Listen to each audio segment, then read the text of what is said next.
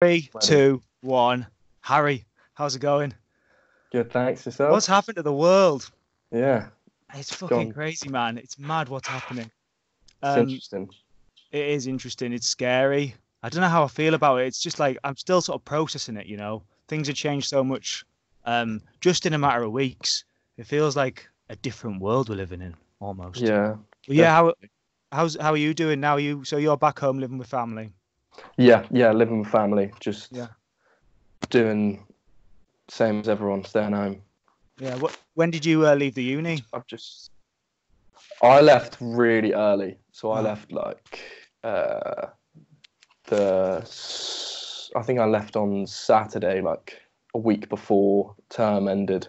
yeah. Um, but I left because it's Oh, like you left 6 hours straight away from away. me.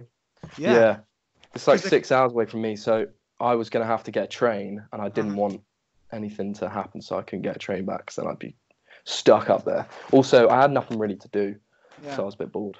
because they shut the uni down on the Friday, didn't they? They shut it Yeah, down like a week early, and you went back the next day.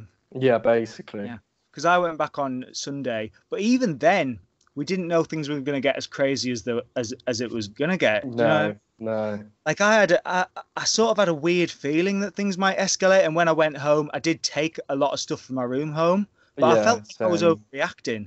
I felt Yeah, like I've probably just being a bit crazy. Like things will be all back to normal by the start of term 3, but the reality is, I'm glad I did bring all that stuff home. yeah, exactly. It's a tough one. Yeah. Did you But see this coming at all? what, the virus? Yeah, because it's been in the Or news since January. I mean, the really tough thing is that uh, people have been the scientists have been talking about this for, I mean, probably over a decade, 2 decades, really.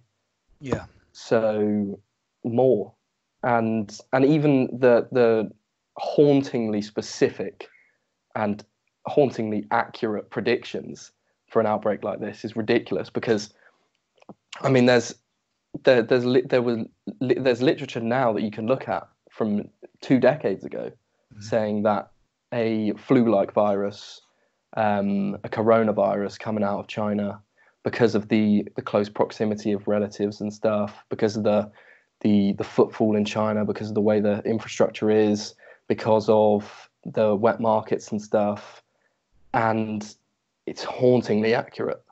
Yeah. There's that TED talk, isn't there, that Bill Gates gave a number of years Yeah, ago, and because he's been like one of the most prominent individuals talking about it and warning about it. But it's sort of I knew there was this threat of viruses out there, but I would have never predicted it to happen. You know, I think like as a society we're sort of more concerned with things like nuclear war, even, or like climate change. Like it just wasn't out there on people's radars, and now it's sort of shit's really hit the fan. And yeah, yeah, but you're right. The literature's been out there.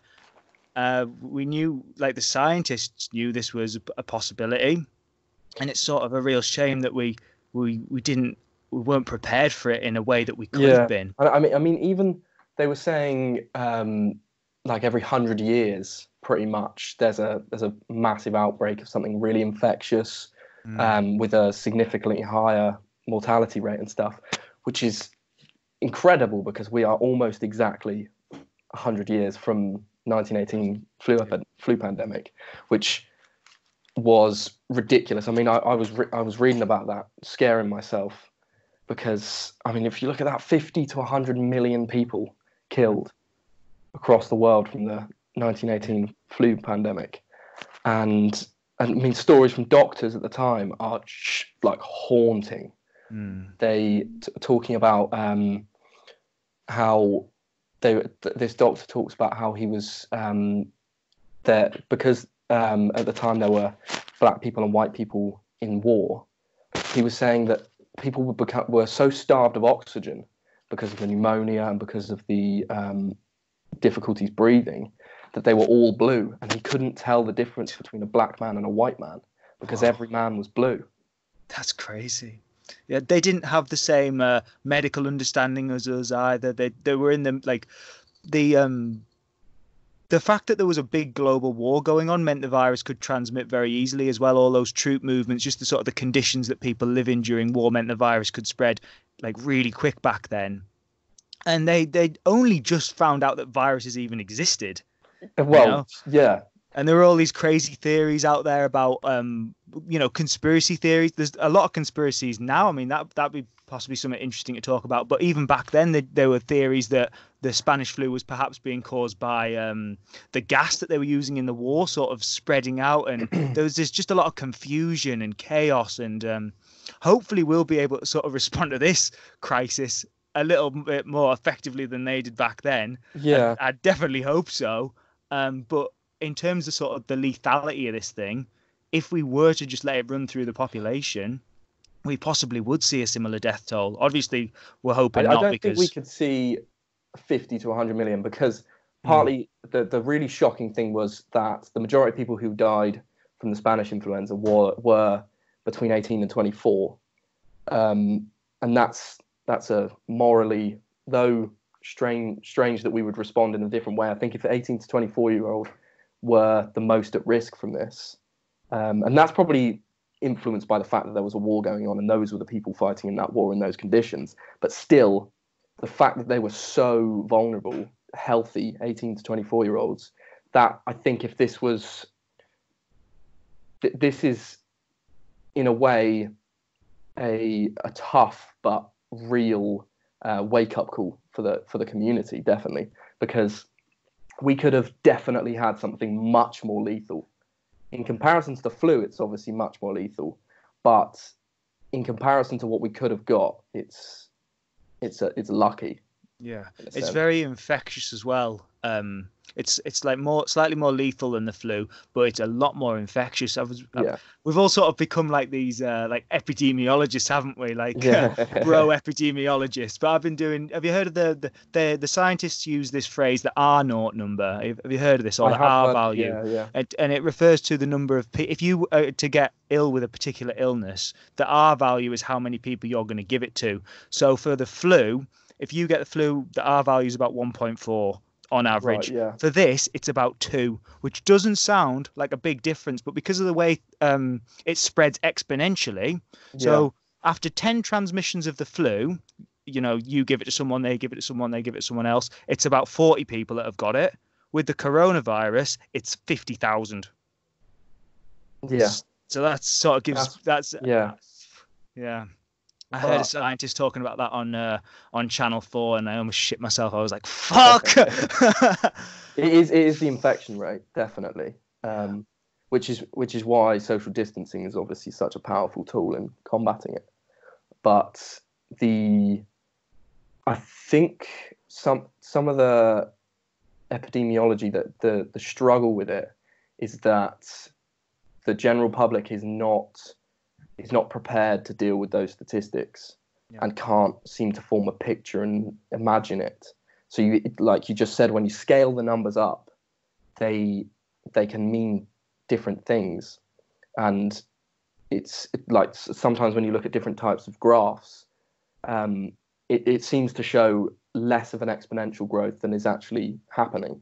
So like if you look at a logarithmic graph, it seems, because it's more accurate at following the infection rates and stuff.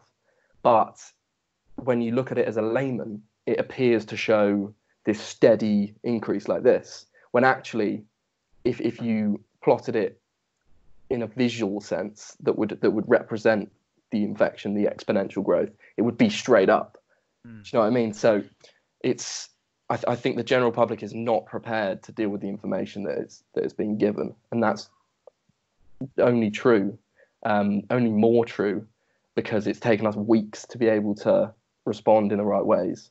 Yeah, I much prefer looking at those logarithmic graphs. Yeah, the ones with just the raw data, it's like a hockey stick, along. Yeah. But with the logarithmic ones, you can see we are sort of getting a handle on this thing, with all the precautions that are being taken, with the fucking basically shutting down the world. It's not just like the social distancing. It's like you can't get planes anywhere. People are closing borders. It's like, Jesus, the measures that are being taken to combat this thing it's unprecedented. Like we've had viruses before, we've had pandemics before, but we've never shut down the global economy in the way we are now. We are now. Yeah, and it is a massive experiment in what happens if you shut an entire country down and the global economy. If you press pause on that, what happens?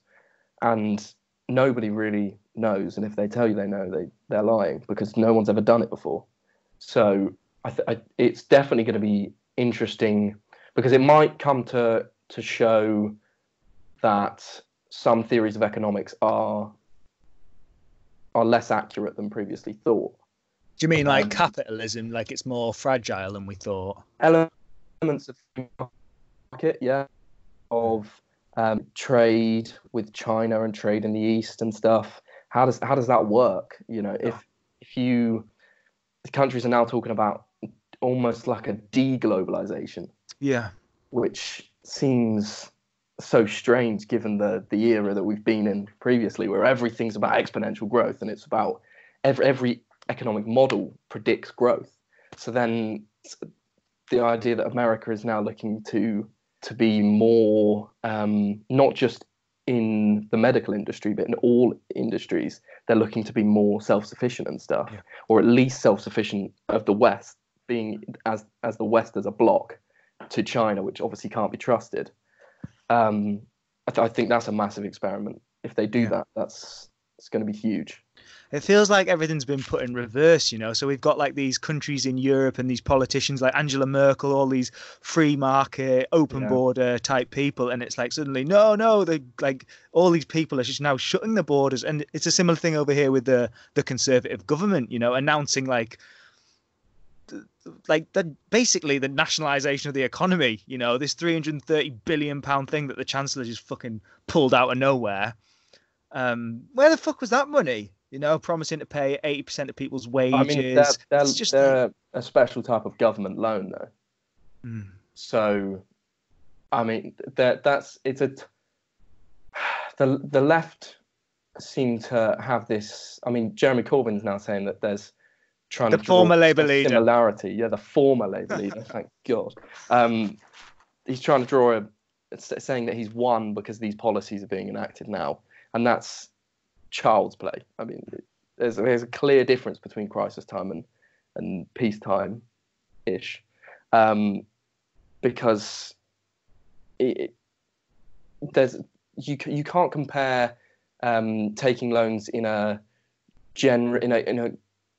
system of economics which is growing and is prosperous compared to the situation we're in now. That you can't compare those two things and expect that to show that you've been right all along. He may have been right all along, but that doesn't show it. Yeah.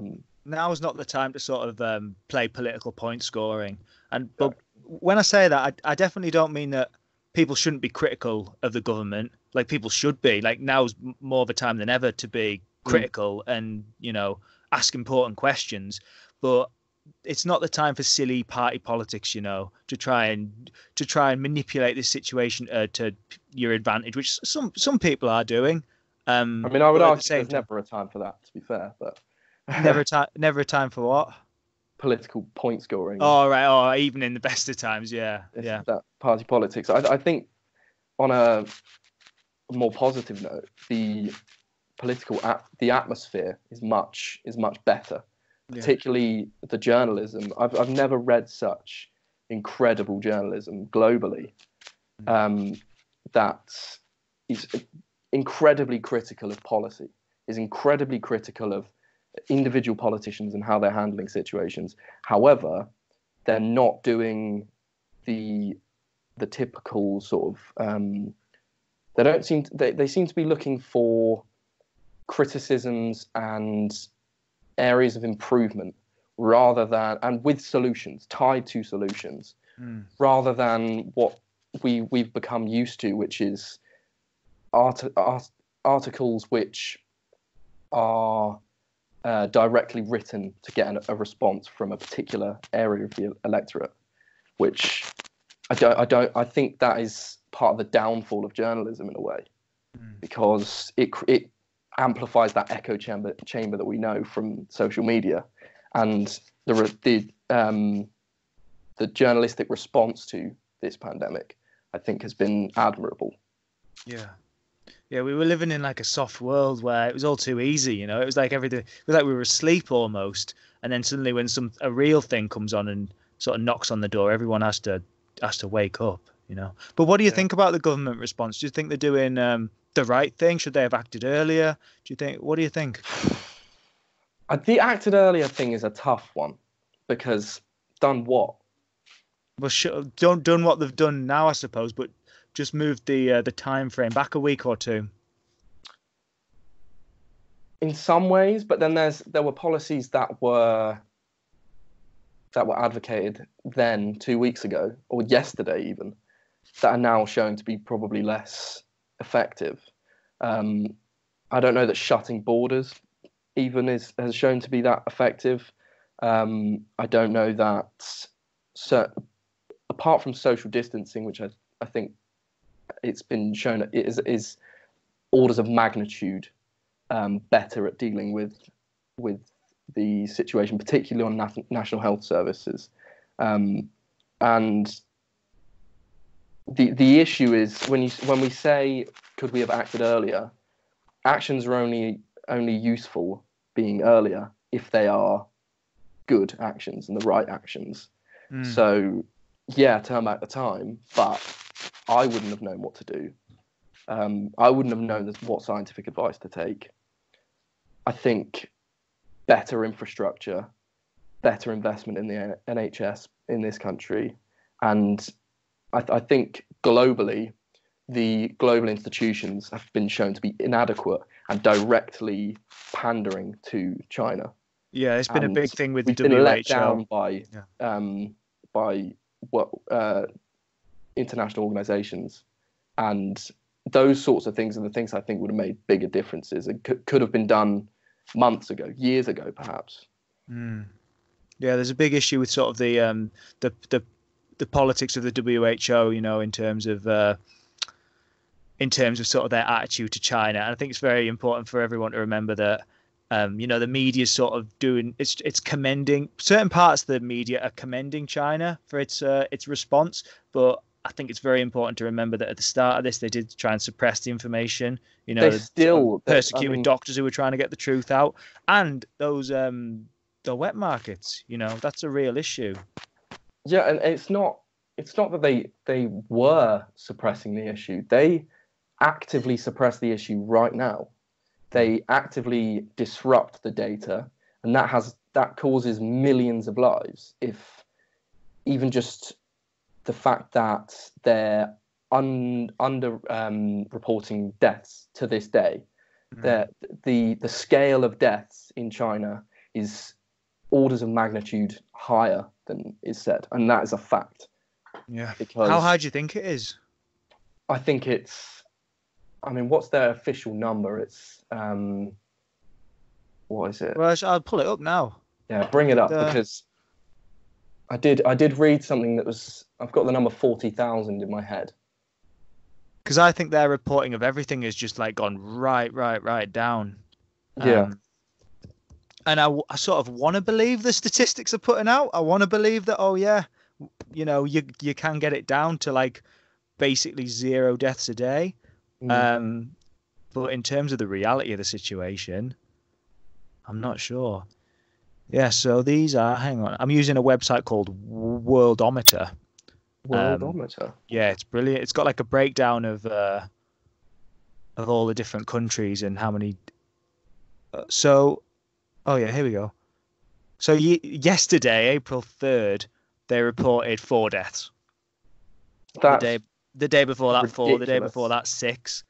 They had no deaths on March 29th.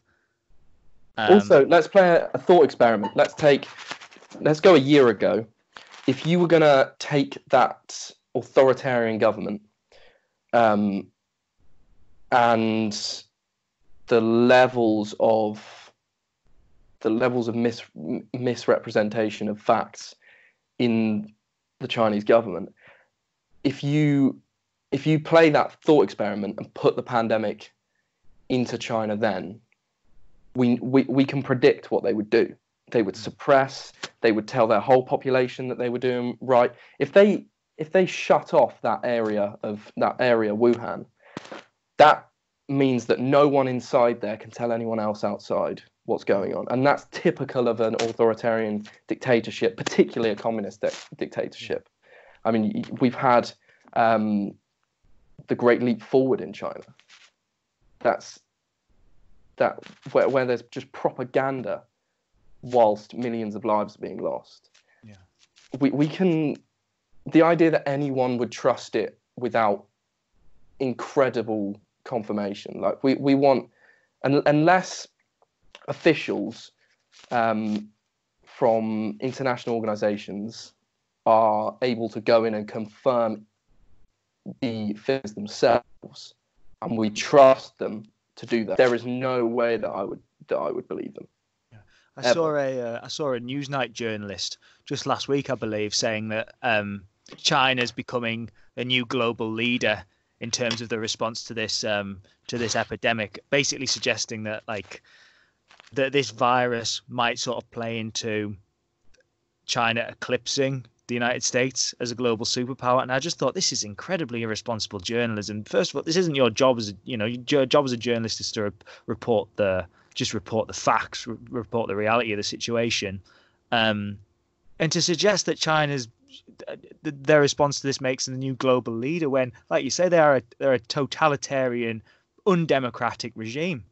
And as critical as you can be of Trump, and I think there's a lot of real reasons to be critical of him, this crisis, perhaps more than anything in the past, I think has really sort of exposed him as the buffoon that he is. And I'm speaking as someone who is so some might say somewhat generous to Trump.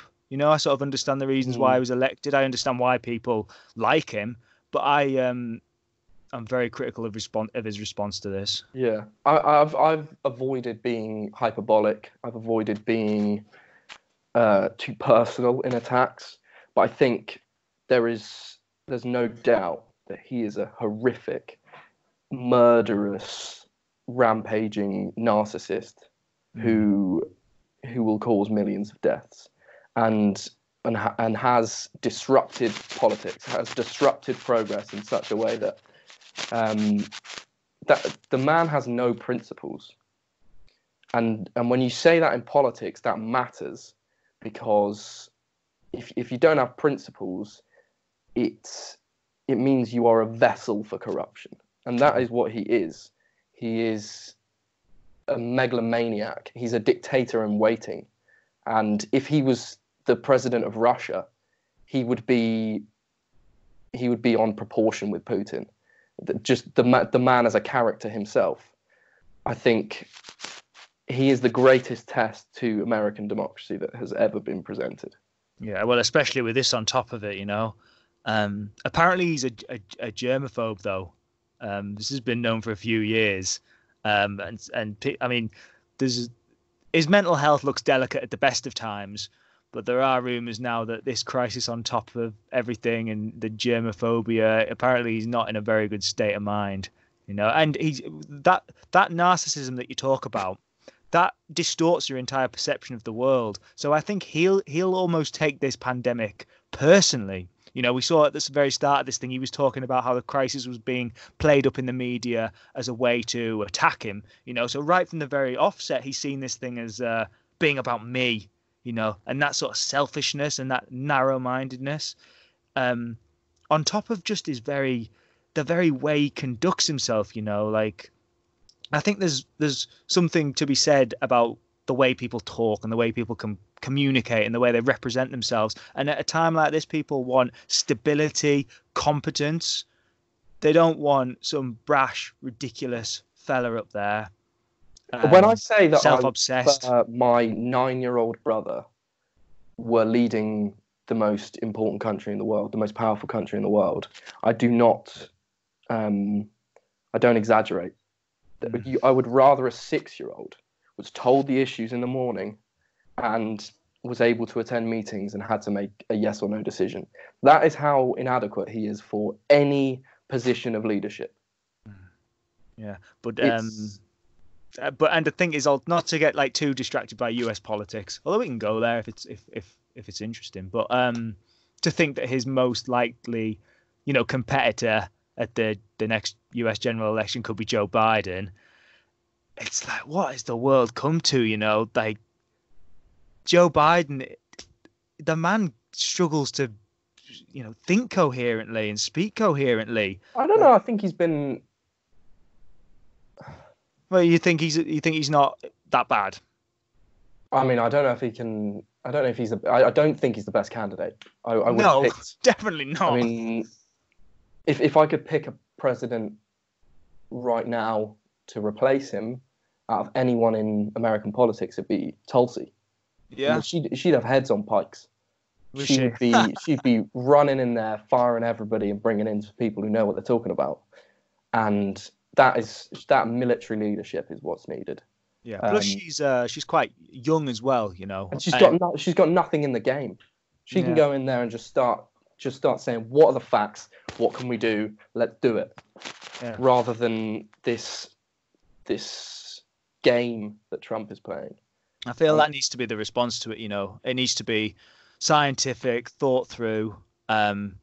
Strip all the nonsense party politics out of this, and just really look at the situation and think, right, what do we need to do to fix this? We'll get the best. But it goes deeper as well. Yeah. Just the response from Nancy Pelosi that she's saying people should go out. I mean, when it was known weeks ago, when it was known that it was a horrific thing that was already hitting Italy, and the even the number of deaths at that point was horrific, to then across America politicians saying go about your day as normal and outwardly saying that it was because they wanted the economy to keep going is ridiculous, and they should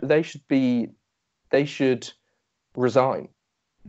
They should be replaced, because I mean there's countless politicians in America who did this, and they should all resign.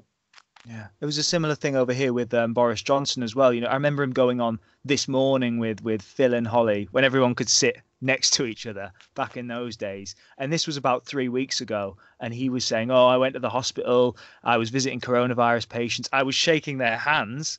He was shaking hands with people with coronavirus. So no fucking shit that he's come down with the virus. Yeah. But these politicians, they're not. It's their job to enact policies which serve the public. This is their job, and they're paid pretty damn fucking handsomely to do it. And they're supposedly clever people. They should be the best fucking people in the society. That's who we should have in these positions. And to think that they've just disregarded the scientific and medical advice for, like you say, just to keep the economy going, just keep on going, keep everything on track, when people have they've known about the danger of this virus for a long time, and it's only now when things are really, when the hospitals are filling up and the ventilators are running short, it's only now that they're willing to act. And it shows a deep-rooted rot in the American system, and and also global Western society, to the principles of the Enlightenment, of science, of reason and compassion is a great rot in society, and it needs to be weeded out. Yeah, that's sort of I think the challenge we face after this.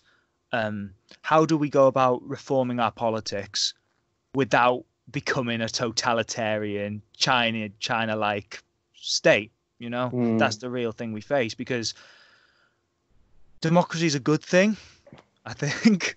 But the people we've got, all these Nancy Pelosi's, these Donald Trumps, even these Boris Johnsons, and they're not.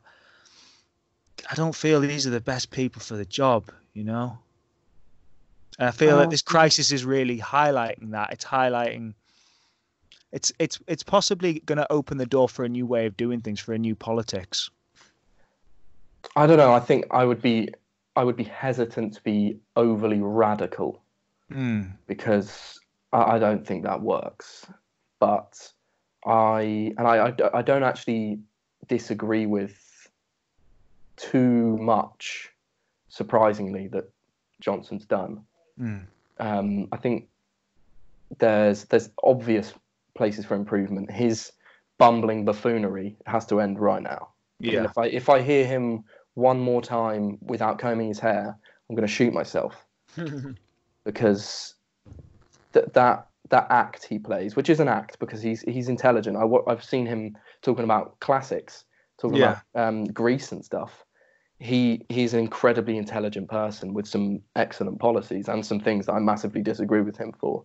But the idea that he can carry on being this bumbling buffoon, he needs to change his appearance to the country. He needs to massively restructure his speeches, his communication to the country, starting by putting a good suit on and combing his fucking hair. Yeah. Well, he might not be doing that for a few days because he's at home recovering from the virus, isn't he? He puts out a video every like 2 or 3 days and letting us all know how he's doing. Some of the videos he looks rougher than others, but obviously wish him a speedy recovery. You all right, man? Sorry. You're back. What was I saying? Oh yeah, wishing Johnson a speedy recovery. And I think you're right. I don't want to be. I think he's done a lot of things right. You know, I don't want to be overcritical of the government. Some of the stuff they're doing is definitely like this £330 billion relief package. You know, paying 80% of people's wages. Yeah. All that stuff's good. All these hospitals being built at NHS Nightingale. This is all good stuff. Writing off NHS debt. That's all really great stuff. You know the Chancellor, Rishi Sunak fella. Yeah. He's just been appointed Chancellor. He used to, he was appointed like a month ago, maybe. You there? Yep. Yeah. He used to a year ago. He was like a junior minister, and he was MP for Richmond in William Hague's seat. And Richmond is just like a few miles away from where I live. And he used to come into the pub I worked at. No way. Several occasions, wow. Yeah. I've met him like 4 or 5 times. Fastest rising politician in British politics at the moment, isn't it? Well, people are saying he's like a potential future prime minister. I mean, he's the chance. Yeah. No other chancellor has enacted policies as dramatic as the ones he's enacting, and he's only just been in the job. He's like the second youngest guy to get the job. And last year, I was serving him. You know, here's your bloody chicken goujon, monsieur. He'd come in with his wife actually is the daughter of one of the wealthiest men in India. He's like a telecommunications giant. Yeah. So he'd come in with her, and he came in once. Him and his wife came in, and they were with it was like they were with like the deputy political editor of the Spectator. They came in with all these editors, like senior, and they were all sat around this table. And the landlord said to me, "Ollie, don't go near that table. I'll deal with them. I want to look after them." And I was like, fine. I don't want to make any fucking mistakes around him. I'll let you deal with them. And I was walking across the pub to serve another customer, and Rishi calls me over. He's like, "Oh, we're ready to order." So I was like, "Oh no, this is happening." And I had to go over and take everyone's order and definitely not fuck any of it up. Yeah. It all went to plan though. The landlord was like, "What are you doing? Why did you take the order?" I was like, "He shouted me over." So it's strange seeing him on the telly, you know, because sometimes these politicians can feel like they're from a different world. You know, they exist only on the telly or in the newspapers. Yeah. But when I see that Rishi Sunak up there, and he's just a normal fella, you know, he was in a pub a year ago, and now he's at the heart of this crisis. It makes you realise that we are sort of all in this together, you know. And but I think also, do you not think it also shows that, first off, governing is harder, way harder than it looks. And I find that, strangely enough, needs to be said more and more recently, is there's this strange belief that people could do the job. And that stems out of another idea that is prevalent in American politics, that you can have people from different industries jump into the role of governance. without any experience. And that to me is nonsense, because just the everyday consuming of information, the ability to make quick decisions, the representation of yourself and your country abroad, and censorship of and your speeches and the way you present yourself, that is all practiced, and it's incredibly difficult. And that's only more evident by the fact that so many politicians mess it up and rubbish at it. But there is an idea at the moment that you could just jump into it, and I think that's nonsense. It has to be shown to be nonsense. Yeah, I think it's definitely harder than it looks. You know, I imagine these guys are working non-stop trying to solve this thing.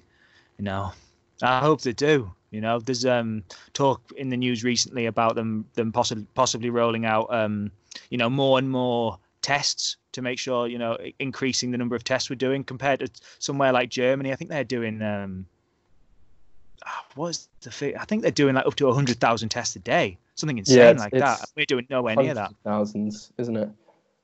Yeah, but, and then there's talk about developing a test to see if you've already had it, which would be game changing if there was an antibody test, and then possibly distributing bracelets to people who've tested positive for having immunity. They've started doing that in Hong Kong apparently. If you've had the virus, you can wear a bracelet, and then you can go out. You know, you can go to supermarkets and interact with people, go to work because you've got immunity. So something like that would mean we could slowly start to ease this lockdown early. You know, it is get the economy going again. To find out how long you remain immune, because I mean it could be a lifetime or it could be a year, which is too soon.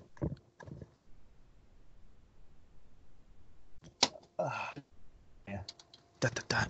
Yeah, well, that's the thing, isn't it? They're still trying to figure out. Can you hear me? Yeah. They're still trying to fully work this virus out. You know, they don't even fully understand it. There's still a question about, you know, can you get reinfected? They don't even know that. If that is the case, levels of immunity, though, there must be levels. We just need to know how long it lasts. We need treatments, and we need a vaccine. But I think. Good luck rolling a vaccine out there. The number of conspiracies out there already surrounding this thing are insane. People aren't going to, well, there's going to be a significant number of people who just say no to a vaccine. Well, the 5G one's a big one. Have you heard about this? Yeah, that's nonsense. They burnt down people have been setting 5G masts on fire. Have you seen the videos? Ridiculous. Yeah, setting fucking masts on fire. People saying that it's an engineered bioweapon, you know, that apparently there's some government lab in Wuhan where they do research on bioweapons. People are saying that this thing came out of there. I tend to think that's nonsense. There's evidence that these wet markets are breeding grounds for disease. I mean, you can even as a non-scientific... Also, there's evidence that it was organically transmitted from animal to human. That it made that jump organically, so I don't trust it with anything. If there was even one study saying that it was possible, then it might be worth thinking about. But because as I've said, I don't trust China as far as I could throw them. But that seems to me to be at least unhelpful as well. The idea that's not really the questions we should be asking at the moment, I don't think, because we should be not trusting China for starters. Yeah. But I think the really hard thing as well, which makes not trusting China even harder, is that America is acting, and the Trump administration, is acting as a tyrant. Like what was essentially modern piracy, where they stopped the shipping of certain PPE products to Germany from an American company. Just disrupted the flow of products. That's ridiculous, and that's a clear sign of people who have no principles, have no knowledge of the way that governance work, the way that globalization works, the way that trade routes work and trade works, and this sort of crisis should be combated, and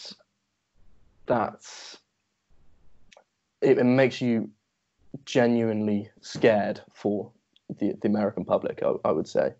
Yeah. Yeah. What do you think is going to happen long term from this virus? You've talked a little bit about sort of localization, sort of deglobalization. How do you think it's going to change things like culturally? I think handshakes might be gone for good. I'm not sure handshakes are coming back at all. I quite like a handshake, just not hugs. You don't like hugs? That's not a hug, no. How British. No, I don't know. I'd like to think we'd keep the good parts, like the local community. It feels almost like we've gone back to the 50s. I've never spoken to my neighbours much in my life, and realised they were nice. That part would be nice to keep. There, obviously, some political revelations are important to keep, but do you think this will destroy? Do you think this will destroy Trump? I desperately hope. If it doesn't, nothing will. Okay. Yeah, that's true. If you give him what he wants by another 4 years, I think you'll be hard. He might genuinely, and I genuinely think this, he might have to be dragged out by his coattails. Because that man will not leave power. He will not do it. And if he can. So if I was an American politician right now, I'd be fighting my hardest to show the inadequacies of him as a politician and his administration. Every single person in the Republican Party who did not vote against him and did not speak out against him is individually responsible for the calamity that is the fact that he has any leadership power whatsoever. I think this crisis really has the potential to explode in the US. They've already seen, if we are to assume the Chinese statistics are right, if we're to just assume that they've had the 80,000 cases, or if we assume that, then the US has now got more cases than China. Yeah, and I don't believe that. I think they've got more than double what they're saying. I think Trump's just his very attitude. I think some Americans will be more relaxed about this than they should be. Certain parts of the country aren't even on lockdown. Obviously, places like California, New York are, and just the state of healthcare in the US. I think this thing could get really bad there. That culture of anti-government in America is particularly destructive, and I've never understood it as a British person. The idea that you would, I think there's something related to gun culture. There's something related it's to a frontier history and their independence, isn't it? But that just never, on a personal level, I've never really understood that you would revolt against. I mean, as an English person, that seems ridiculous that the governments would say anything and we'd revolt in any physical way. Would just be ridiculous. I mean, well, possibly because I don't know.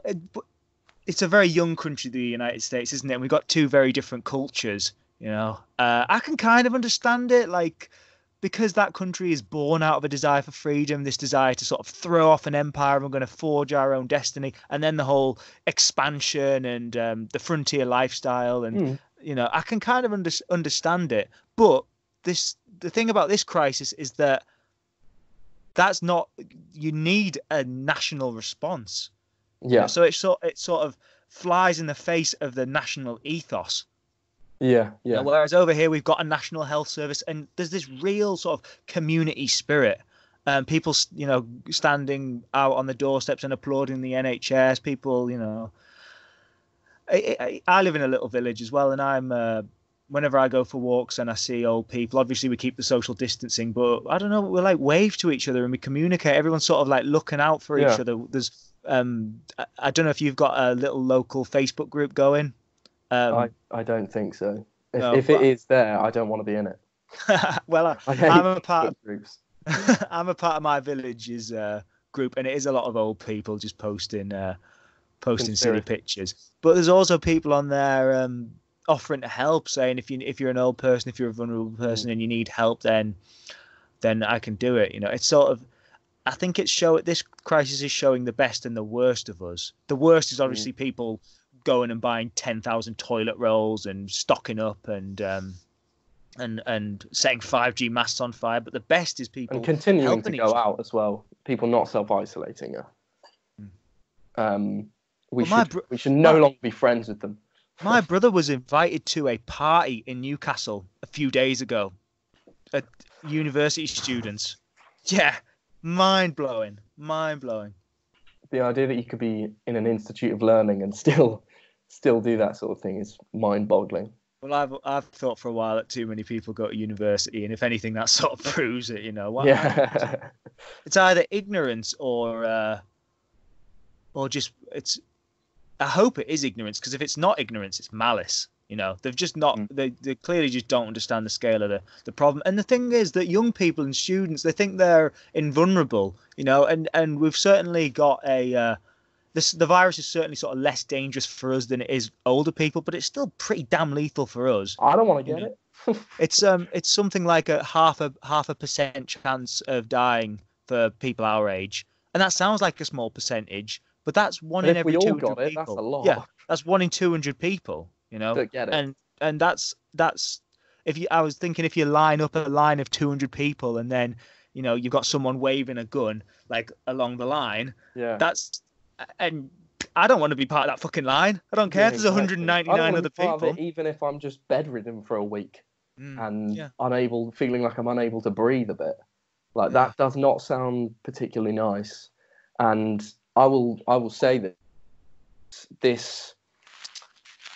the culture of identity politics and the personal being political means that our generation in the West is predisposed to believe themselves, to relate everything to themselves, and that just makes us selfish. And there's the fact that young people can still transmit the virus, even if you've got it. And I think up to 50% of people are like totally asymptomatic. So you there's a 50% chance you'll have the virus and you won't even know. But you can possibly give it to someone, and they can give it to someone, and that it might end up killing someone. So that's sort of why the government mantra is, keep home. What is it? There's 3: keep home, save lives, save the NHS, and they just keep repeating that. Because it is a saving. It is. I would prefer that they didn't keep going on with these bloody strap lines. It feels like Brexit is Brexit again. I'm bored. Stop with these blooming strap lines. I want some real majesty of the English language. I think they're just trying to hammer it into us, aren't they? Why can't someone write Bojo a bloody speech?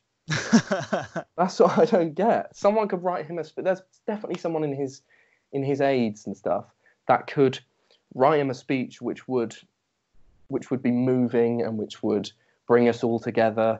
But no, he might stick one line on the end about how we're all in this together or something. But there's no originality, there's no flair, there's no feeling that he's got things under control and he empathizes with the general public, which I think he does. But I don't know why someone doesn't just say to him, let me just write this speech for you. I think we might get let me tell you what you're doing, what we're doing. I almost hope we do builder. I think he's just trying to keep the message super simple, and just hammer it in, keep it as simple as possible, distill it down to these mantras which we repeat. But I hope we do get like a speech from him, because he's always admired Winston Churchill. He's been really open about that, and obviously Churchill's got those speeches from World War II, which we all remember. And I think Johnson will. If he doesn't use this as an opportunity to make some Winston Churchill-like speech, and I don't want to rehash. I'll be disappointed. We'll fight him in hospital beds. We'll fight him in the hospital wards. We'll fight them in our beds. I don't want that. I want something. Blow it out of the water. Yeah. Apparently, the Queen's given us a speech at the weekend. Is it the weekend now? I don't even know what day it is. Yeah, it is the weekend. Saturday. All right. Well, she's going to give us a speech at some point. My dad was saying that. He was like, "Where's the Queen?" He's like, "The country's shut." And he's like the most anti-royalist person out there. But he was like, "I want to hear the Queen talk about this." There was rumors flying on Twitter that did you see this? These rumors about Prince Albert dying. No. Yeah. But, Why does that matter particularly more than just a general person dying? wow. Well, symbolically, if the Queen were to get it and something terrible were to Oh, the happen, Queen. that would be devastating. Even if Johnson, God forbid, died, That'd be just worse. do you think? No, no way. Yeah. Maybe worse in terms of administration of government, but in terms of the symbolic, you know, I mean, maybe she's quite this is a old, though. proper Fair. morbid conversation, isn't Yeah. it? Not that I want anyone to die, but I just don't see what the difference is with some of the royal family. Mm. But one particular thing I was going to say is that I think that celebrity and influencer culture has been shown to be what I think is just a room of mirrors. Yeah. Where they stand in this room of mirrors, which is social media, and they're following, and everyone observes them. And the continuous reversion to personal politics is astounding. The idea that someone could continue to say that they're not going to have a summer in public is it astounds me that anyone would listen to such a person. Mm. I think people will realize that you are vacuous and that that they are vacuous and they are self-serving idiots with no use. They are useless to us, and that is ever more present now because we observe the people who really matter doing incredible jobs for us, and when we give them exposure, we see even more the lengths they will go to be our warriors on the battlefield, kind of thing. I think that's a super important point. Yeah, it is a room of mirrors, and they're in the middle looking at themselves all the time, and we need to break them down to be the vermin that they represent. Yeah, what this crisis has shown is that the people that really are at the heart of society, that really sort of matter, it's not these financial executives, it's not these CEOs, it's not these billionaires, it's people who, doctors and nurses and shop workers, people who stack shelves, bin workers, all these delivery drivers, even, these are the people that are really sort of keeping everything afloat. And as much as we need bankers and stuff, we need CEOs, obviously. Yeah, we need a few, but that's our value system of people. Yeah, and I hope that what comes out of this is sort of a real appreciation for those people that do keep society functioning, and they deserve to be paid properly. They deserve not just to be paid, to be paid well, because they're important, and this has shown that, Yeah, and they are also there's a disconnect, and it has been for like a decade now, where in all surveys, what are you most proud of? The NHS, and yet it's sort of dismantled slowly. Mm-hmm. And that, I mean, David Cameron's my least favourite prime minister of a few decades now, because his systematic and slow and cunning dismantling of welfare systems in this country, which were hard fought under Blair's particularly his first term, I think should never be forgiven. And then Brexit on top of that, the reversion to cowardice in the face of Brexit. He has a lot to answer for, I think. Yeah. But did you see that Gal Gadot Imagine video that all the celebrities are doing? That's what I mean, though, because they don't even know. They don't even know how much we hate them for that. Yeah. For the idea that some celebrity can sit in their big mansion and try and communicate to someone that is sat in a flat in an estate somewhere. Mm-hmm. I mean, if you're lucky enough to have a house and a garden, you've got an entirely different experience of this self-isolation to someone living in a flat on their own.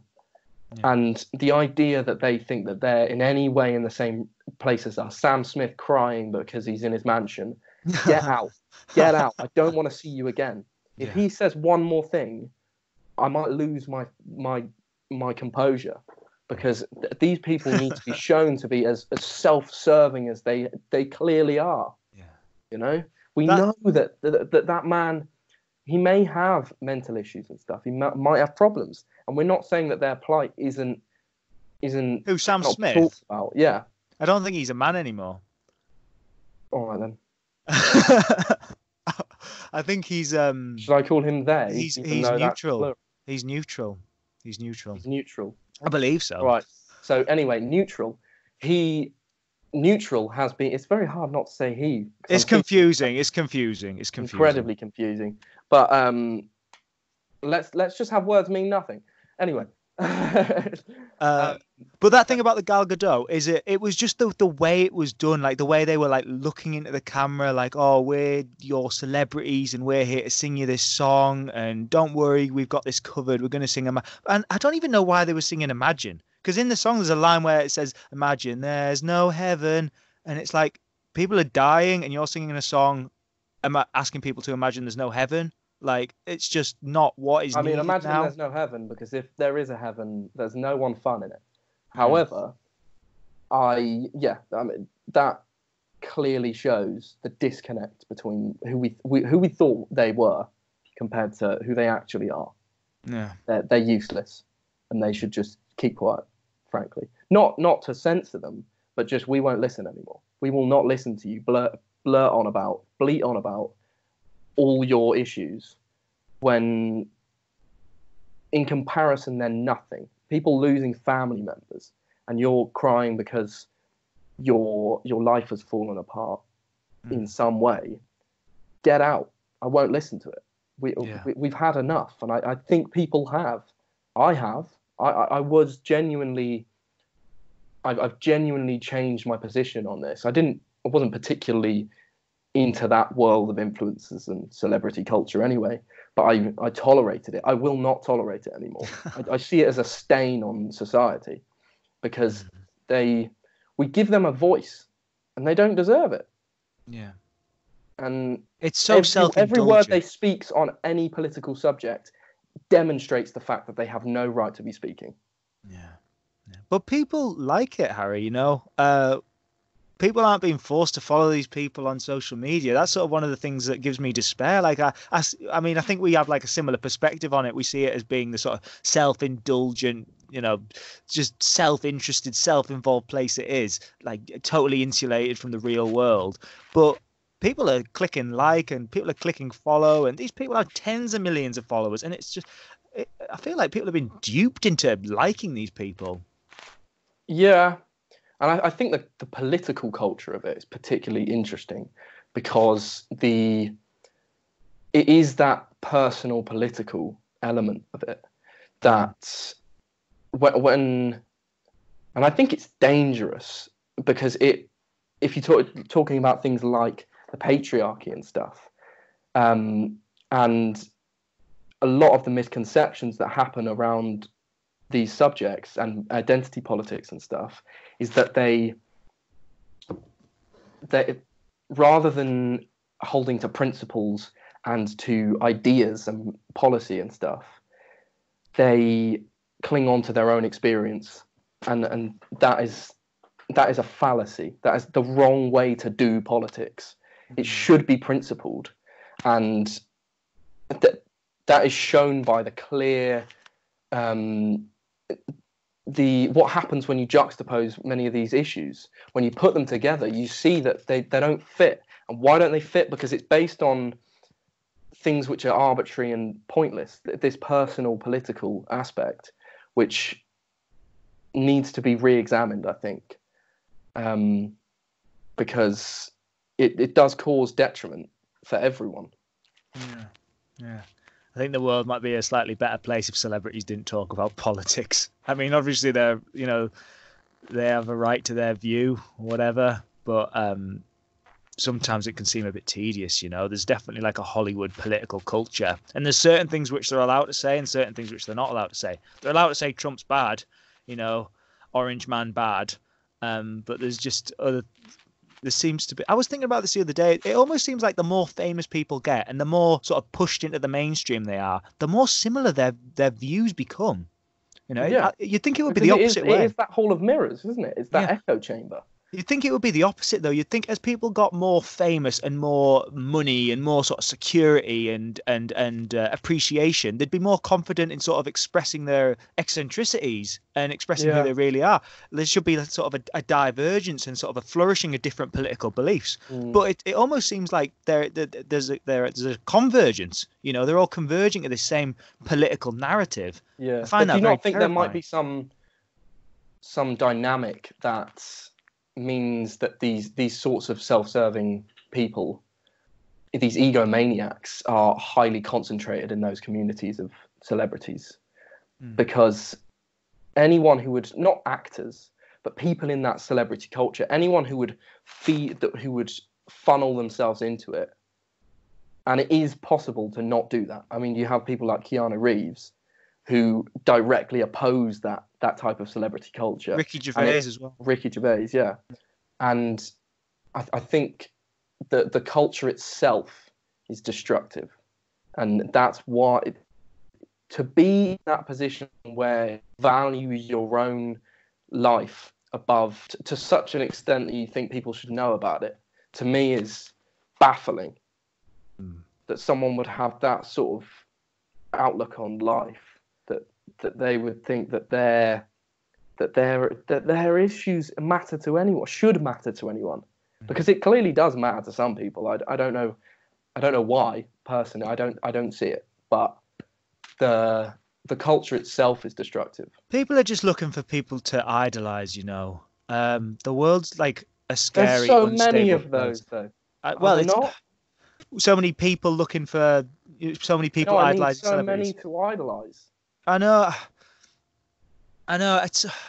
It's a complicated thing. I think part of it, and I know this is sort of a controversial point, and I don't want us to go down a massive rabbit hole, but I think sort of the decline in religion as inclines people to pursue, to look for idols, you know, and these people, they literally do represent gods, you know, these celebrities. Like, it's almost like some weird pagan new age religion. Like, they're these special people that live, it's not Mount Olympus, it's fucking Hollywood, you know, and they look at these people and they think, oh, look how they've got it, you know, they're doing it right, they're up there singing Imagine for us. It's like, I don't know, I feel like having those people to look up to. Of the decline of religion. I think it feeds off the same dark part in our hearts that stems from. Yeah. That Freudian place of father figure, that iconic, trying to look for an icon and stuff. That's where it comes from, you know. Definitely. I just want to talk a little bit about how things are going for you, like personally. Like, we've talked like a lot about the politics of China and the US and Trump, but like, how are you coping personally? How many people are in your house right now? I've got mum, little brother, older sister, me. So it's 5 of you. Yeah. Are you hating each other yet, or? We're arguing. We're arguing. But we're lucky. We've got a garden. We've got dogs. It's not that hard. I'm actually quite enjoying the time to read, to be honest with you. I'm halfway through the John le Carré books and the espionage books, and I'm loving it. So I don't, you know, I'm actually quite enjoying myself. And there's an excuse not to exercise, which I'm loving. You can still exercise, man. You don't have your one daily state mandated exercise. Don't go too far though. If you tell me that, now I have to do it, don't I? I think it's your responsible as a citizen to stay healthy, comrade. So yeah, I'll go on a speed walk later. I've been trying to go for a few runs, but just this whole sort of lockdown sort of inclines you to laziness, and you can justify it now. You can justify it because it's like, oh, I'm being a responsible person now by just sitting on my ass all day and playing video games. I'm not reading like you. I should be reading, but so far it's been. I'm getting the books, mate, because I know. The thing is, I've never been so able. I wake up in the morning, I just get some coffee, and I just sit down and read, and because there's nothing else to do. Yeah. I mean, I'm literally bored with everything else, but I've got a million books, so I can just keep going. Yeah, 2 days ago, I downloaded. Have you heard of Duolingo? That app, that language learning app. 2 days ago. What are you learning? French. I'm trying to.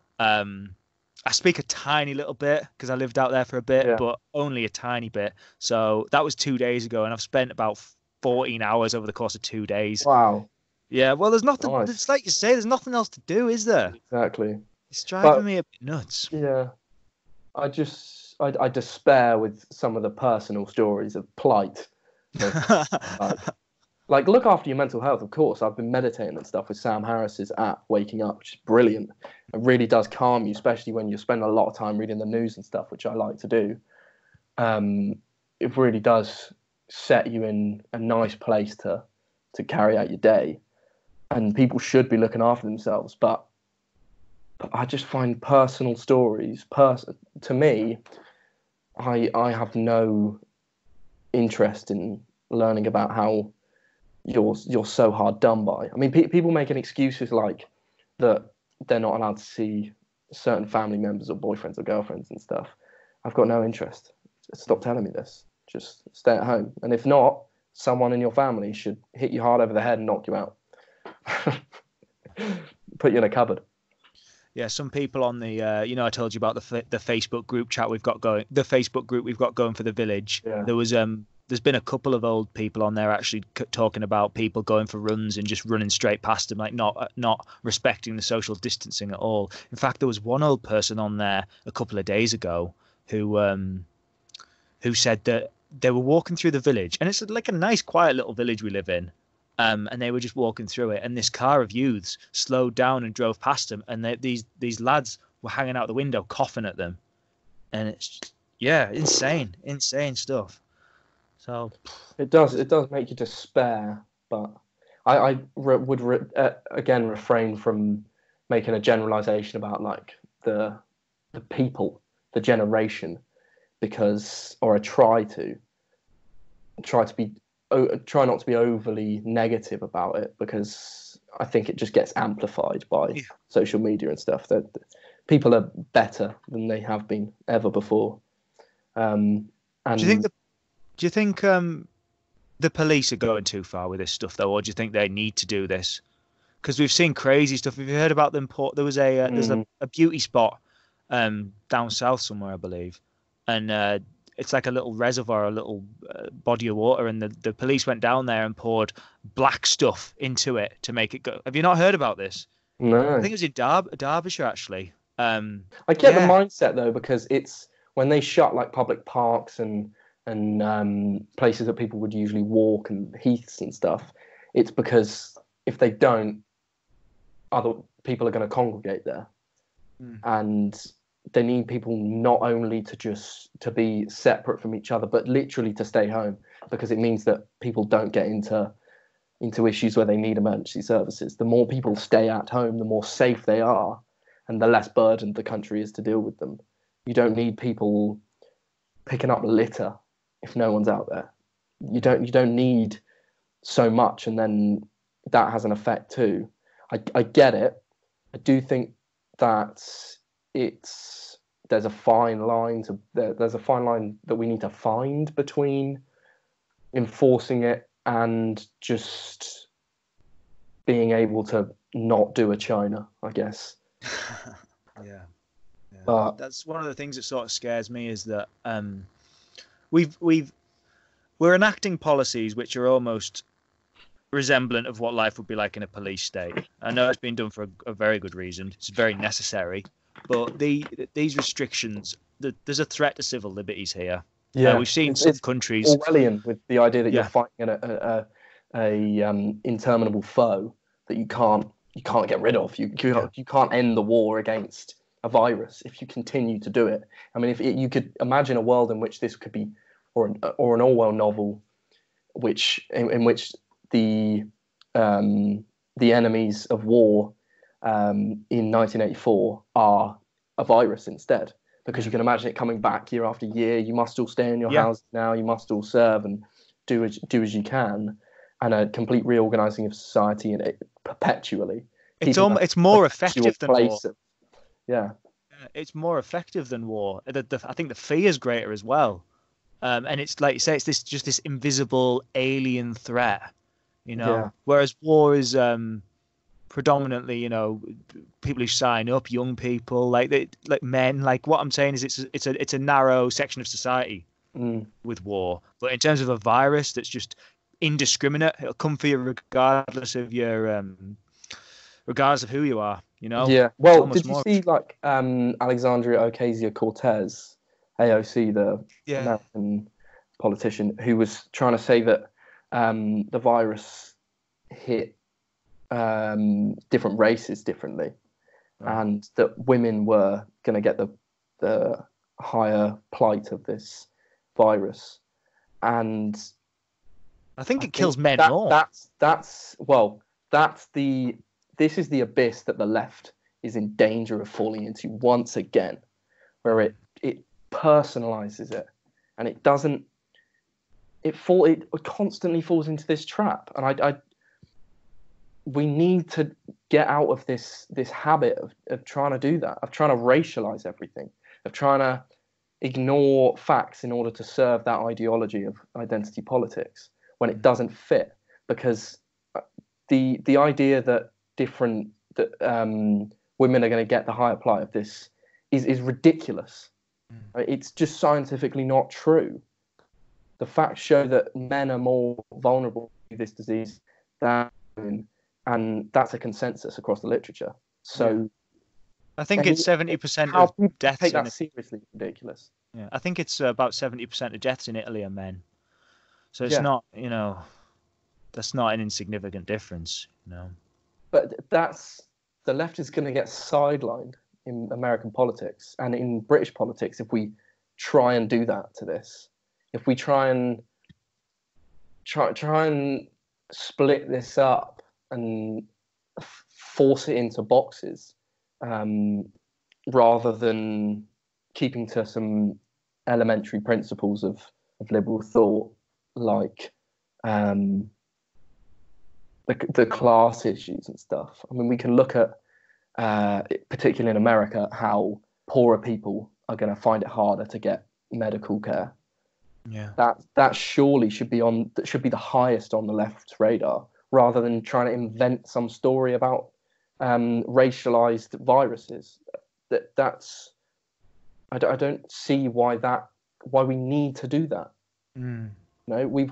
There are clear places which we can have genuinely constructive conversations about society and stuff, and make a difference and be relevant. But that is not the way. Yeah, it seems like an unhelpful sort of politicization of the situation, because, like you say, it's a national and it's a global problem. It affects everyone, and if we're going to get through this, it has to be like a joint effort, a community effort. Yeah. Exactly. It's about we and not me. And yeah, it seems like in times of crisis, there's a real need for the government to sort of to assert itself. And this is the sort of the worry for me, and the thing I'm trying to sort out in my head is, like, obviously there's a need for these sort of totalitarian, actions, but I don't want it to stay, and I'm worried it's been normalized. And some things have concerned me, like Derbyshire police I mentioned earlier. They were also they were criticised because on Twitter they were flying a drone over some like isolated rural beauty spots where people had driven there, and they were going on walks with the dogs, and Derbyshire police had flown a drone over and filmed these people, and were sort of shaming them on social media, and that worries me. That we can have a conversation about whether these people should be out, because there's one side of it where it's like, yeah, they're isolated, they just get in the car, they drive there, they walk the dog, they're getting fresh air, they're getting exercise, there's no one there, there's nothing wrong with that. But then there's the other side of the argument where it's like, no, just stay in your home. If you go out in your car, you're probably going to have to get petrol, there's a danger there, just stay inside. So I can understand the conversation, but I don't like the police using social media to shame people. Flying drones, the surveillance, there's multiple factors converging. The people's readiness to sort of snitch on neighbours. The police had to issue a statement asking people to stop calling 999 to report neighbours. There's just this sort of readiness and this eagerness to snitch on people. Obviously we got to do our part, but we we have civil liberties for a reason. They're hard fought, and I want this lockdown to be, it's temporary, and we have to remember that. We're a free country and we're a Absolutely. free people, and we have to not forget who we are. Yeah, and if we stick to principles of those principles that we should be living by, and our politics should be based on, I don't think there's that much of a threat from that. I think the threat of falling into some totalitarian state is small as long as those principles remain. Yeah, because you can't. They just don't fit. They don't fit the puzzle pieces, which is lucky really for us, isn't it? But I was going to ask you what you thought of Keir Starmer, new Labour leader. well, it was predictable. People saw it coming. He's been the favourite for a while. Someone told me this the other day, and I found it hilarious. The Labour leadership election has been going on so long that civilization literally ended before it finished. So I'm relieved the whole thing's over. But I think he's going to be steady pair of hands. I know that's a cliche phrase, but compared to sort of some of the instability associated with the Corbyn leadership, I think he's going to be a bit of a change. He is sort of a little bit establishment, I don't know. He was Son of a head nurse of prosecutions for shoemaker or something, isn't he? Is he? Uh, They're all sons of shoemakers and my granddad was. It's like a fairy tale, isn't it? Rising from a shoemaker's son. Yeah, they've all got some interesting story. Yeah, Boris I Johnson's disagree with him on loads of policy issues, though. Do you? Keir Starmer. I like him maybe in a character. Some of his character I quite like, but a lot policy issues don't you like? Echoes the mistakes of Corbyn era, Right. and that just seems like a moan every time he's reading his policies. Just seems like there's all that talk of lessons learned just ended. Like if Rebecca Long Bailey had been in power, you could just the abyss that the British political left would fall into these issues that are so insular. It's like how social sciences can just become encapsulated and just insulated, so that only certain people even know what's going on, and actually it represents nothing of the things that people are really important to people, to the electorate, and that's shown by the fact that the Labour Party hasn't been able to win elections. If we continue down this route of, he was a staunch Remainer, and it's like how many times do we need to say, how about someone who is able to talk about that issue honestly, and understand why people voted to leave, that like the issues of sovereignty. That's easy to understand. You might disagree with it or think that or prioritize certain issues like the trade issue over the idea of sovereignty, but to ignore that and try and conflate that with racism or xenophobia or whatever, it feels like we've been having this conversation for years and saying the same things and criticizing the Labour Party for the same things. And it feels like it's never going to end. Yeah, it can sometimes feel like the left is a bit sort of the insulated, echo chamber. It's people stuck on Twitter, there's a certain sort of subset of people who are really engaged with it. It can seem almost like celebrity culture in a sense, in the same way that's sort of its own little world. Or what was the phrase you used? Hall of mirrors everywhere. Yeah, it can kind of feel like a similar thing with the left sometimes.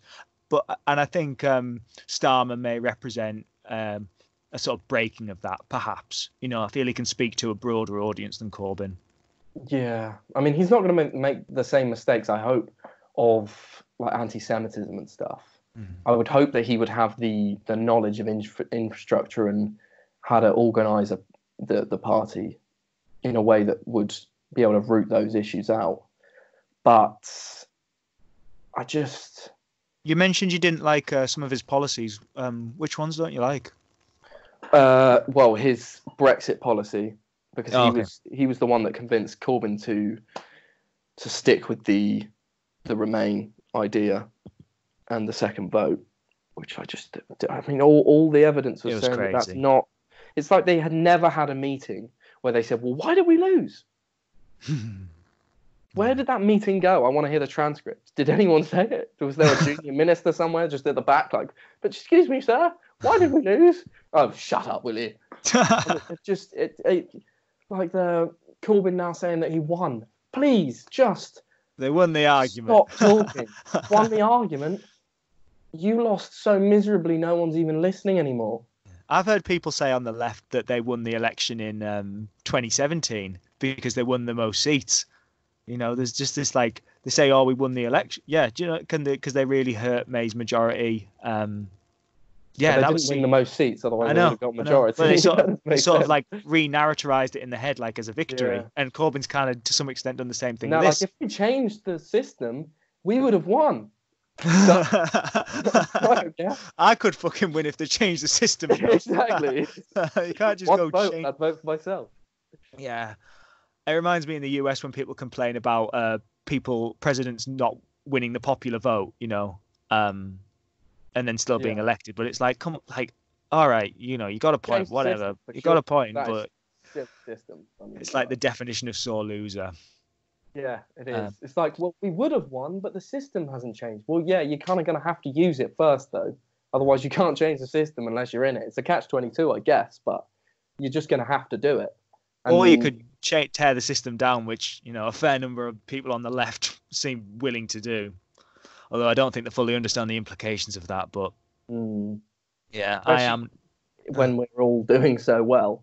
I mean, I say that obviously there are massive issues, but there's someone gave me a definition once that conservatives had studied history, studied politics, and said, look at all this stuff going really well. And then the left and the liberals had looked at history and politics and the present and said, look at all these things going wrong. And that they then just split and they just talk about what they see, and they're unable to kind of set together and find out some equilibrium between the two, if you kind of get what I mean. Yeah. I think they're just viewing it from such a perspective that it feels unable to break out of that paradigm, if you get what I mean. You need both. And there's certain parts of, you know, the two-party system which I don't like, which is dysfunctional, but at the same time I can understand there's this dynamic. You know, you've got the conservatives and the lefties, and one wants to preserve things and one wants to change things, and you need that constant dialogue in a society. Some things are great and need to be, you know, kept and looked after and preserved and cherished, and other things need to be fucking thrown out, you know, changed, reformed, revolutionized. But you need both, you know, and you can't just get locked in one perspective, because we've talked about the echo chamber on the left, but there's also an echo chamber on the right, you know, especially online, like the Ben Shapiro's and the PragerU, and, you know, who's that other one that really, Stephen Crowder, you know? Oh, I hate yeah. His voice is, to be fair, Ben Shapiro's is incredibly annoying as well.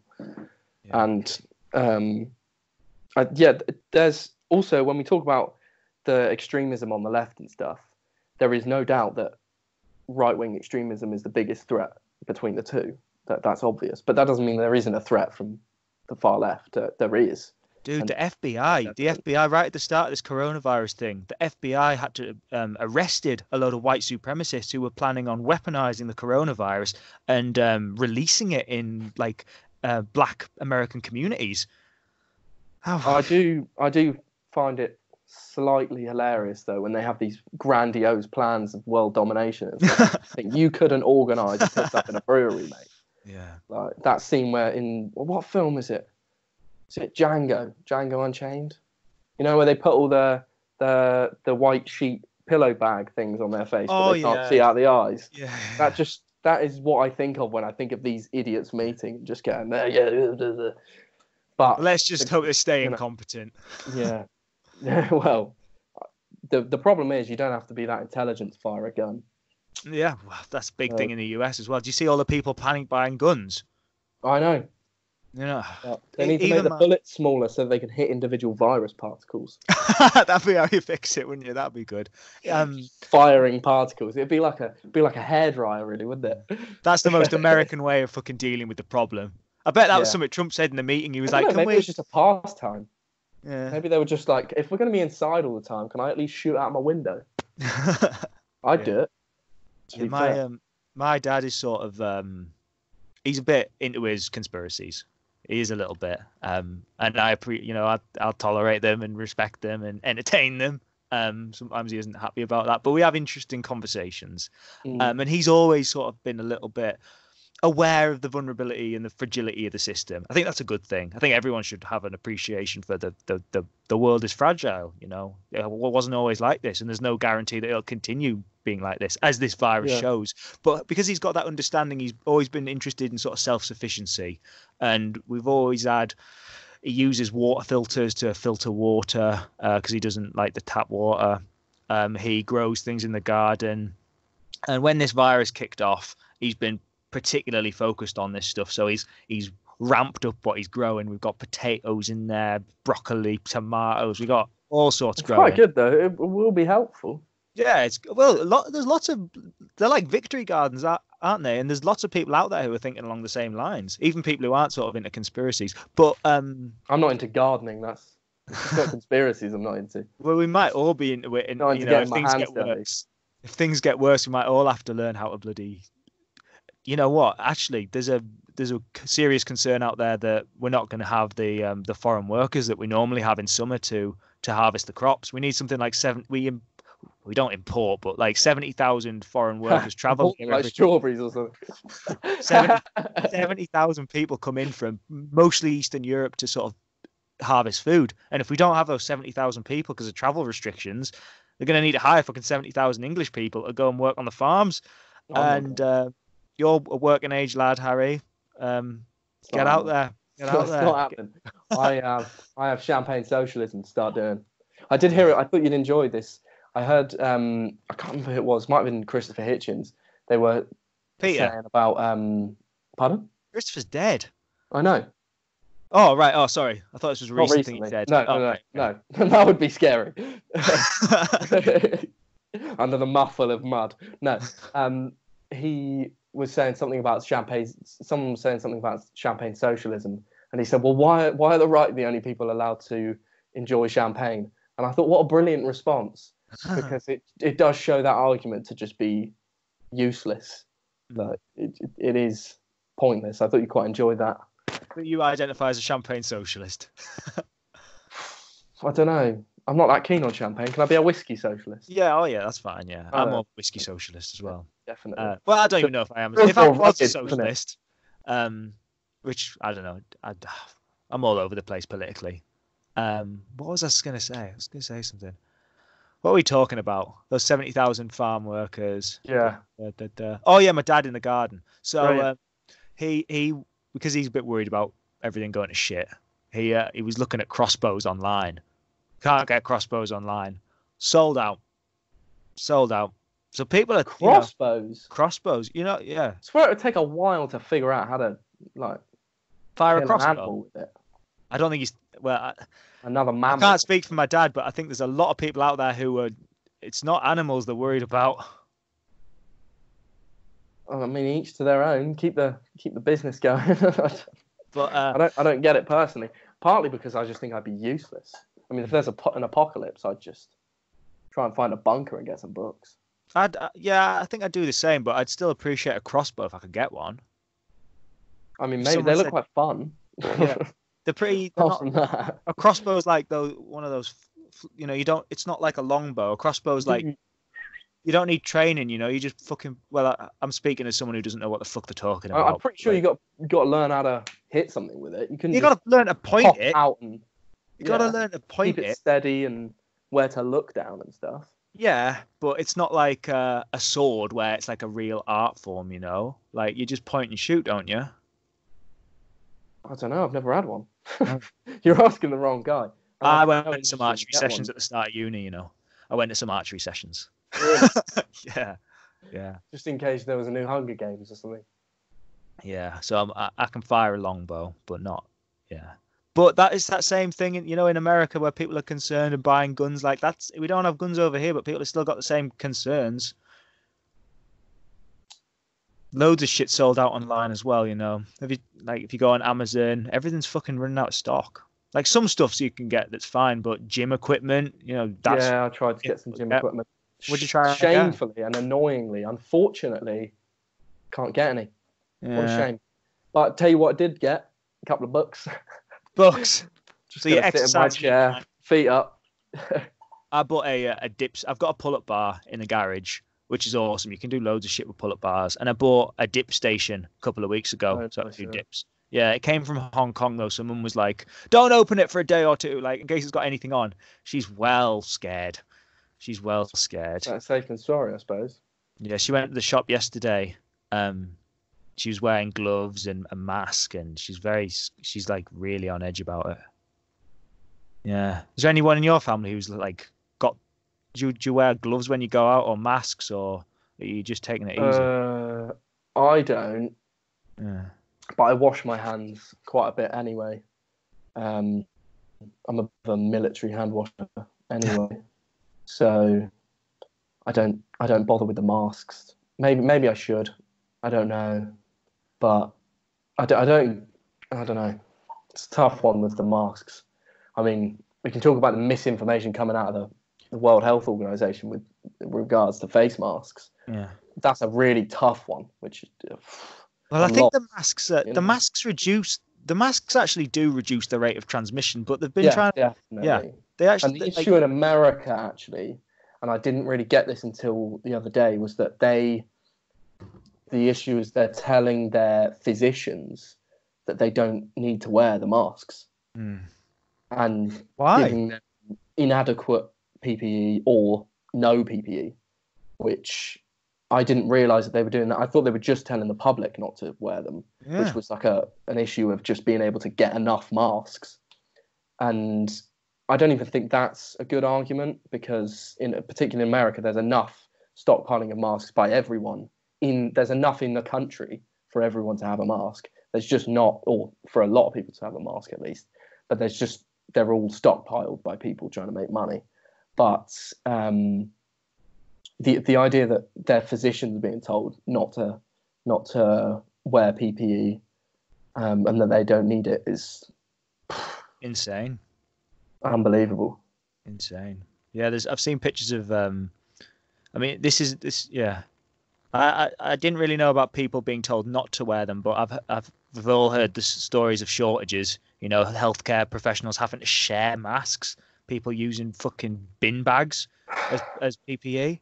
It's like Jesus Christ. And then there's I've heard a couple of stories of countries intercepting PPE as it sort of travels through their borders. There was a story about a ship. The one I was talking about, the German, the one that was meant to go to Germany was stopped in Thailand and literally just stolen to go back to the US. But the company that manufactured those were issued a statement after saying that if they disrupted the flow of those to Germany, the overall other countries would then start doing the same, and they would be trying to protect their own interests as well. And that adding up would then mean that the US ended up with less PPE. They would end up with less equipment than they initially start off with, given the trade agreements that are happening now. So that's another clear sign that the Trump administration has absolutely no idea how the global dynamic works. Yeah. Did you see that big plane that landed in the US? A big Russian plane from Russia landed carrying medical supplies. You hear about this? No. It was on the news yesterday. They sent over this huge plane full of all this medical stuff, and it looked terrible. There's all this stuff in the news anyway about Trump's relationship with Russia and all this controversy, and then to see that giant Russian aircraft, like it just sort of really hammered it home. I don't necessarily buy into this whole Trump being bought by the Russian thing. but it looked terrible. The US is supposed to be a global superpower, and now it's receiving sort of medical aid from Russia. It's like, what the hell? What the hell? Can't you sort yourself out? You're supposed to be like the global superpower. I think his corruption is it goes all through his politics and all through his presidency. So I would be doubtful if there was like some really high level collusion between him and Putin, but I think it's pretty likely that he's formed some sort of corruption. He's probably betrayed the US in some way by revealing covert information, or done some undercover agreement for political gain or something. I think that's definitely likely, and probably pretty probable actually, that he's done that sort of thing, because he's predisposed for that. But yeah. What do you think of Trump calling it the China virus? I think it's because people are saying it's racist, but it is a China virus, right? It's from China. But that's not what his name is. There's so many other names for it. I don't see the issue. But what that is for him, to me, that is him deflecting. That's him trying to weaponize that issue, and the left just feeds in there. It just goes, "Oh, you're racist." Oh. Yeah. And we stop going, why aren't you able to just carry out entry level knowledge of government infrastructure? Why can't like the nepotism, the idea that Jared Kushner is unable to understand the infrastructure of federal and state governments, that stockpiling issue, that's ridiculous. That's what the left should be criticizing, and many people are. But that's what Trump's trying to do. He's trying to deflect from those inadequacies by that just ever prevalent inability to carry out such simple tasks as just knowing how the federal government works. That then he deflects onto those. He knows that the left's going to bite when he says China virus, and he fights it and he fights it, and he knows that his tribe of his cult of personality, his supporters, and everyone who feeds into that post-fact, post-truth world will then also jump on it and start defending him, and he creates this side issue, which just helps him, and that in that way that the American left, political left, has to find an antidote to that. He's the ultimate TV president. It's all about spectacle. He put a self-congratulatory tweet out the other day talking about how his daily White House news conferences are getting great hits. And it's like, dude, this isn't something to fucking celebrate or congratulate yourself about. Like, we're going through a fucking global pandemic, and you're talking about fucking TV views. It's like, if you got a screw loose. Yes, I think would be the answer to that. It's got more than a few. More than a few. Wasn't born.